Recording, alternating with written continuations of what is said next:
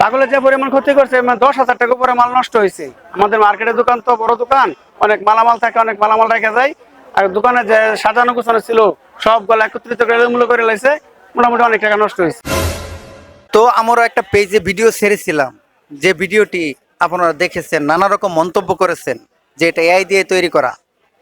তো যার দোকানে ঘটনাটি ঘটেছিল তার দোকানে আজকে আমরা আসছি, তো তার সাথে কথা বললাম কি পরিমাণে তার ক্ষতি করেছে, কে সেই পাগলটি বা তার সাথে কি হয়েছিল, এ টু জেড মানিক ভাইয়ের কাছ থেকে আজকে আমরা শুনবো। পাগলে যে পরিমাণ ক্ষতি করছে 10,000 টাকা উপরে মাল নষ্ট হয়েছে। আমাদের মার্কেটের দোকান তো বড় দোকান, অনেক মালামাল থাকে, অনেক মালামাল রেখে যায়। আর দোকানে যে সাজানো গোছানো ছিল সবগুলো একত্রিত করে মূল্য করে লাইছে, মোটামুটি অনেক টাকা নষ্ট হয়েছে। রাতে 4:53 বাজে না, পাহারাদার ছিল, পাহারাদারকে উল্টা মারতে চাই এবং পাহারাদার পরে ভয় পাইছি। আমি পরে সকালে আসছি, আইসে সব মালামাল গুছাইয়া পরে আবার ঠিকঠাক করছি। 3-4-5 জন লোকে মিলে ঠিক করছি। এগুলা সময় লাগছে মোটামুটি। ক্ষতি করছে ভালোই। সব মালামাল কাঁচামাল তো এলোমেলো করলে মানে নষ্ট হয়ে যায় না। আমি পাইছি না, ছোট ভাই পাগলটা পাইছে, একসাথে পাহারাদার তারা খুঁটির সাথে বাইন্দা রাখছে। তো বাইন্দা রাখলে কি হইব, পাগল তো পাগলই। পরে আইসা পরে পাগলটা ছাইরা দেওয়া হয়েছে।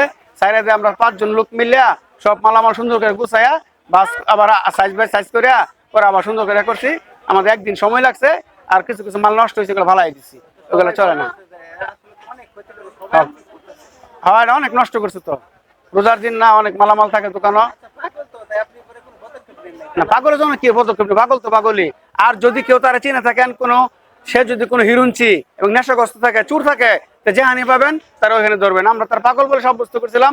সে যদি আসলে চুর থাকে কিংবা নেশাগ্রস্ত থাকে, তারা যেখানে পাইবেন ওইখানে তারা ধরবেন, ধরে তারা এটা আইনের আওতায় নেবেন।